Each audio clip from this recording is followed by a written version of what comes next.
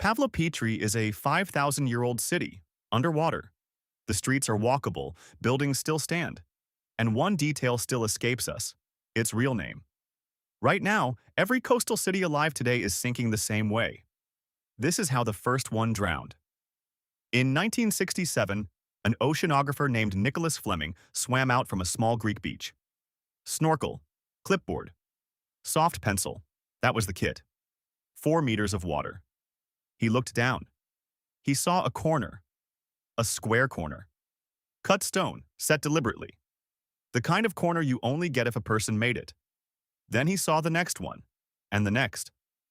What he had found, what the locals had been freediving over every summer to spear octopus for generations, was a whole Bronze Age city sitting under 4 meters of clear water in plain sight from the beach. It just hadn't been mapped. The oldest mapped city on the seabed of any sea, anywhere on Earth. Older than the pyramids of Giza. Older than Stonehenge. Older than Troy by nearly 2,000 years. And for most of those 5,000 years, it has been right there, in 4 meters of clear water, visible from the shore on a calm day. Who built it? When? How they lived? How it sank? Which is not what you'd guess. And the question I cannot stop thinking about. A city this old, this preserved, this important, sitting in 4 meters of water. Why does it have no name? Let's go down. If you were laying down a Bronze Age trading town in 3500 BC, you'd want exactly this corner of the world. Sheltered bay on the southern tip of the Peloponnese. The clearest water in Greece. Fertile land behind, a freshwater stream cutting through it, and a direct sea lane straight to Crete, 60 nautical miles south. Pavlopetri had all 5. The traders who built it didn't pick the spot by accident. We know it was prosperous from what's still down there. Massive Minoan storage jars from Crete. Pithoi big enough to hold a person. Pottery by the thousand. Bronze tools. Iron tools. Loom weights from textile workshops. 2-chamber tombs and 40 cist graves. The Pithoi alone tell you something specific about Pavlopetri's place in the Bronze Age world. These weren't local copies. They were the real thing. Cretan clay, fired in Cretan kilns, shipped 60 nautical miles north, and unloaded on the Pavlopetri dock. Inside them, olive oil, wine, grain, occasionally honey. That's a working trade route, not a one-off exchange. A regular delivery, year after year for centuries. The loom weights are my favorite detail. They tell you Pavlopetri wasn't just a port goods pass-through. It was making things. Cloth in particular, wool from the hills behind, woven in workshops along these streets traded across the Aegean. Researchers found loom weights clustered in specific buildings, actual textile workshops, where multiple looms were running side by side. Cottage industry, Bronze Age scale.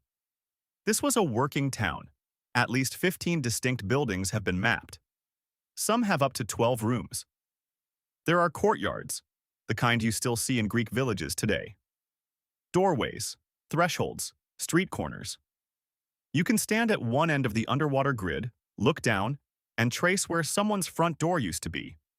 The 1968 team that first mapped the site assumed it was Mycenaean, between 1600 and 1100 BC. Old by anyone's standard. But that estimate wasn't based on much.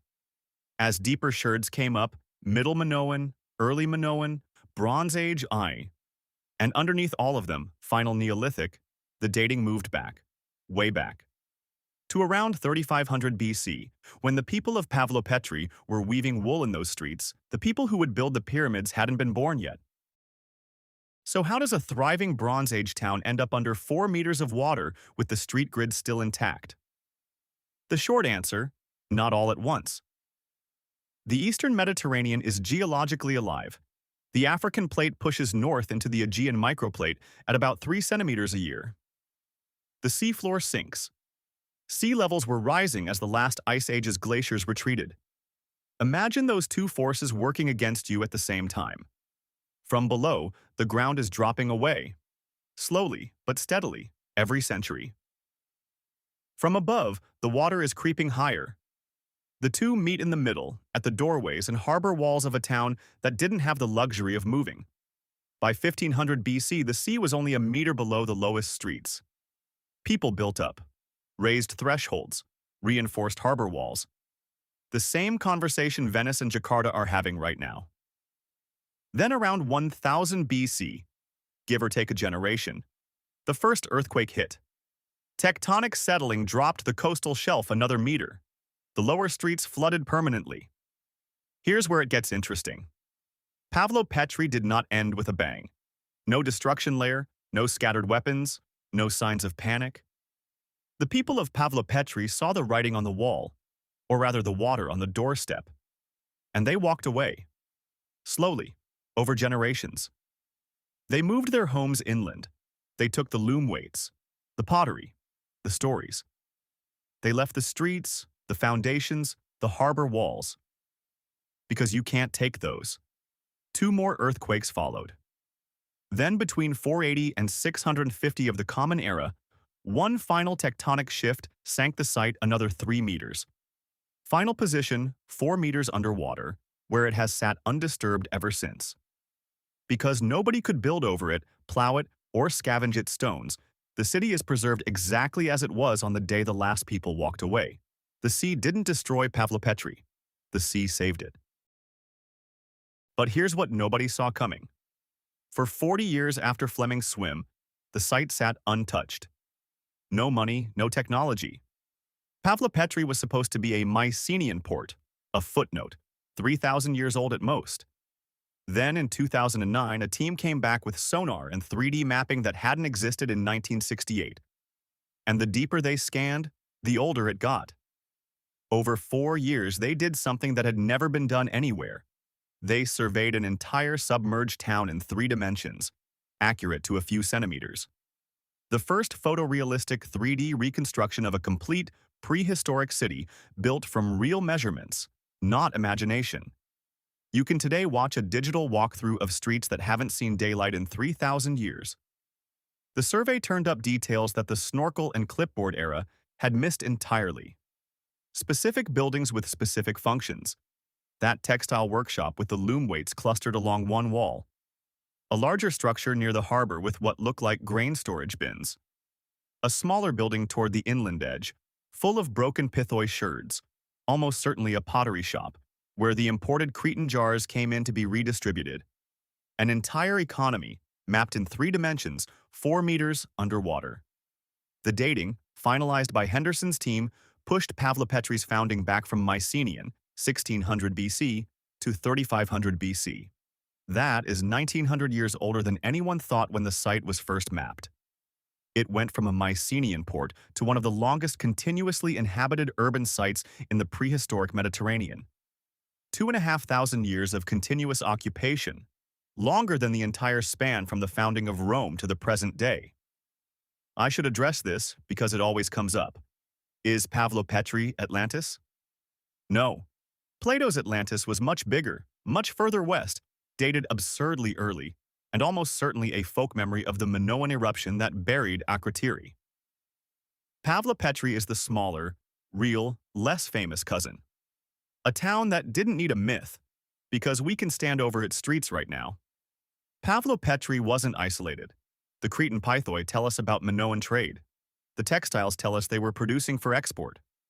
Pavlopetri was part of the late Bronze Age trade network, the same network that, much further east, included Ugarit and Hattusa and the Egyptian Delta. When the Great Collapse came around 1200 BC and took those cities down, Pavlopetri was already in trouble. The earthquakes had started. The collapse didn't kill it.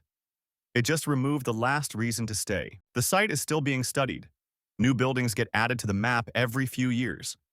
The 3D model gets more detailed, more populated with small finds. A loom weight, a bronze pin, a chip of plaster, a researcher swears looks Minoan. But the question I started with is still unanswered. What was this city's name?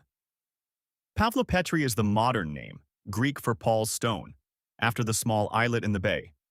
The town itself called itself something else, and whatever that something was, it's gone. Not in any surviving Greek text, not in any decoded Egyptian or Hittite trade record, not in any local oral tradition. A city of thousands of people 2,500 years of history, traded with the Minoans, fed the Mycenaeans, and quietly walked into the hills. And we don't know what they called themselves. It's not a tragedy. It's a strange, quiet, very human story. People built something. They lived in it longer than most modern countries have existed. They had to leave because of slow geology. They left in good order. The sea, gently, closed over what was left.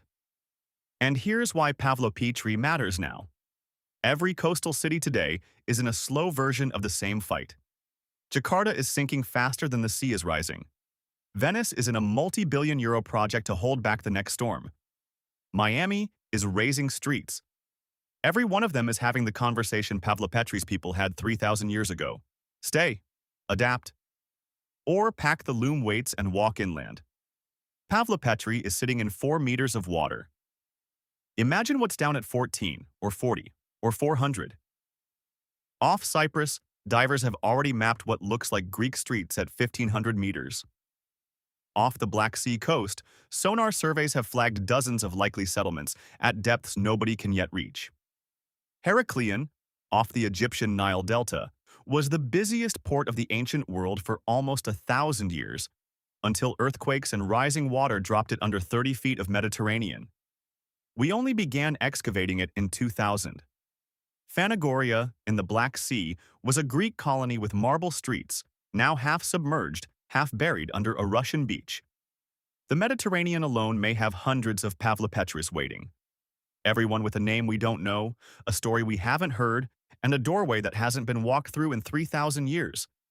No one has the funding to go down. Yet. But you can already see what happened to the Bronze Age trade network Pavlopetri belonged to. The Sea Peoples, the Great Collapse, the cities that didn't get the chance to walk away. That's the next video, right here.